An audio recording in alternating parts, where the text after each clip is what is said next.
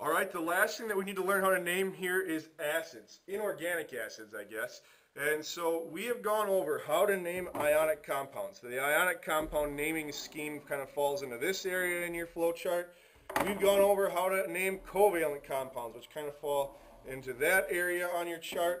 Now what we are going to learn how to name is acids. And acids are this area up here. After this, I'll leave you alone on naming and writing formulas, at least for a couple of months.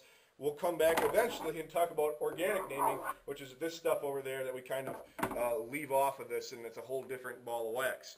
But today's topic is acids. So if we zoom in on that area there, what we really find is that the way you identify an acid is that the formula starts with an H, with hydrogen. And there are two kinds of acids. There are acids that contain oxygen, we call them oxyacids, and we have acids that don't contain oxygen.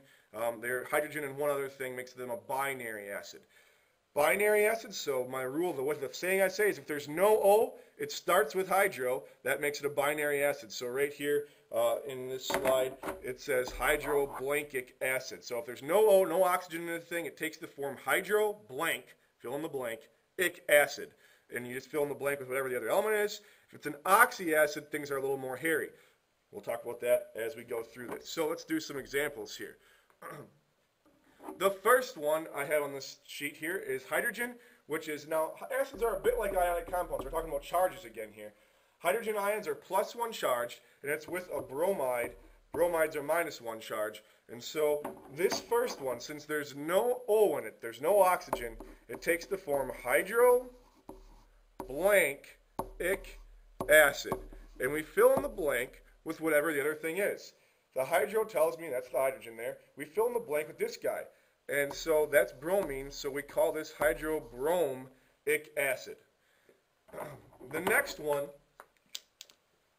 is acid that has hydrogen paired with a polyatomic ion. That's where this oxygen business comes in. Okay? So we have got oxygen there. When we go and name these, we need to find out what is the name of this polyatomic ion. The oxygen is always coming from a polyatomic anion. We need to look it up on our green sheet. When we look up ClO2, we get chlorite is its name. Okay? Chlorite. Now when we name this as an acid, ites, things that end in ite, have their endings changed to us. And so this is called chlorus acid. That's it. Okay? Ites get changed to us's. The ates, we'll get to that in a little bit, get changed to ics. So the next one here, we look at the next acid here. We know it's an acid because it starts with an H. And we have got this SO3 thing. I looked that up on my green sheet. That's called sulfite. This oxygen here tells me that this is a polyatomic ion. I got to look it up. It's sulfite. Ites get changed to us. So this is sulfite. Now, if you put sulfus, I would give it to you. But we actually leave the UR on there. So this is sulfurous acid. It's just a matter of sounding right. I'm not going to mark it wrong if you do the wrong thing. But you have to why you just learn what sounds right. Sulfus acid isn't right. Sulfurous acid is the way that a chemist would say that. Now, if we go to the next one, there's no O. If there's no O, it starts with hydro. Hydro, and then we fill in the other element here, so it's phosphorus. So hydrophosphoric. Okay, we filled in the blank with phospho, so hydrophosphoric acid. Now, when you get a name of an acid, you can always tell it's an acid. It's pretty obvious that it's an acid because all acids have the word acid in them. It beats you over the head. So, hydroiodic acid.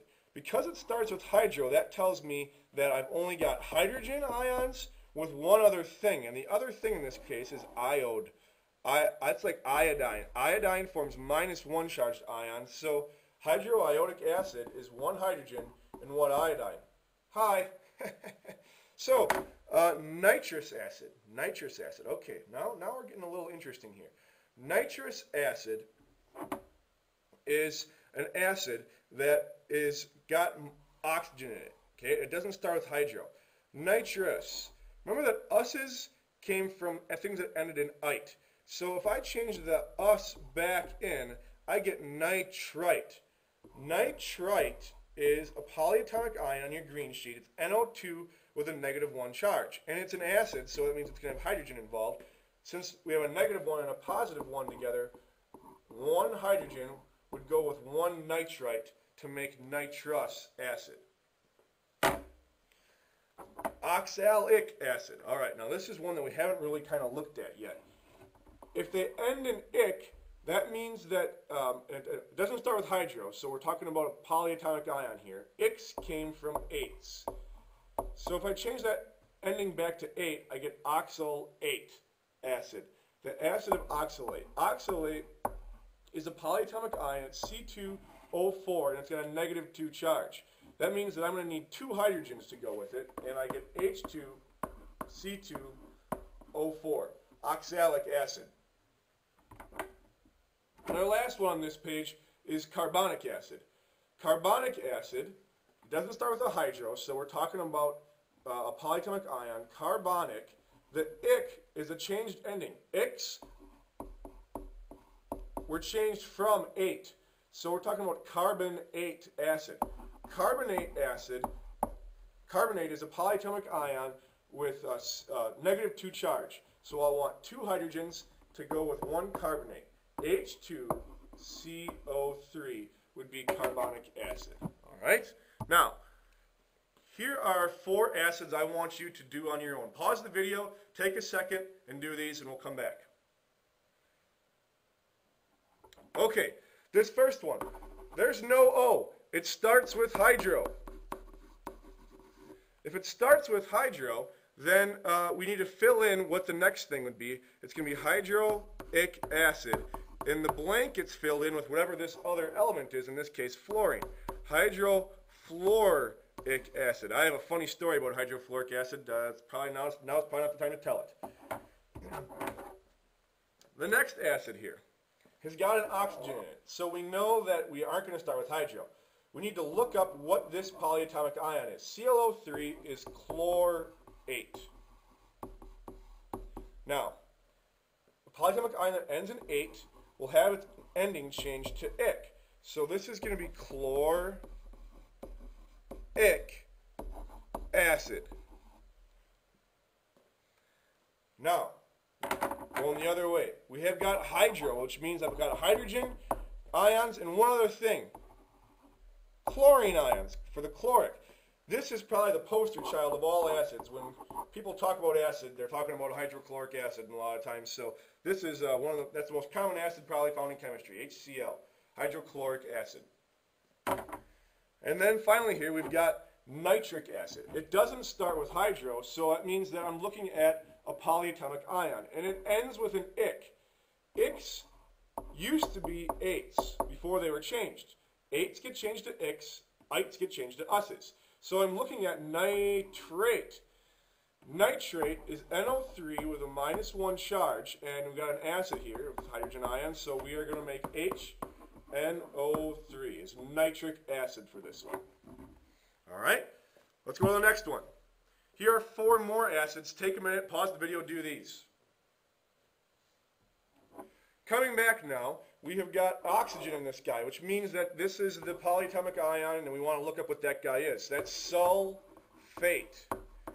8s get changed to ics, so this is If you put sulfic, it would be okay. I wouldn't mark that wrong, but it sounds better if you call it sulfuric acid, and that's what a normal chemist would call that guy. Now, if we go to this next one, we've got just hydrogen and sulfur, no oxygen. So this one is going to be hydrosulfuric acid.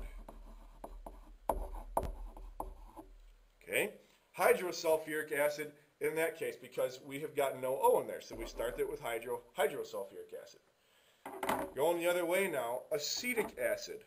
There's no hydro here, which means that this is a polyatomic ion, and its ending was changed to ic. Ics came from 8s. It was acetate. Acetate is CH3, CO2, and that's got a -1 charge. Find it on your green sheet.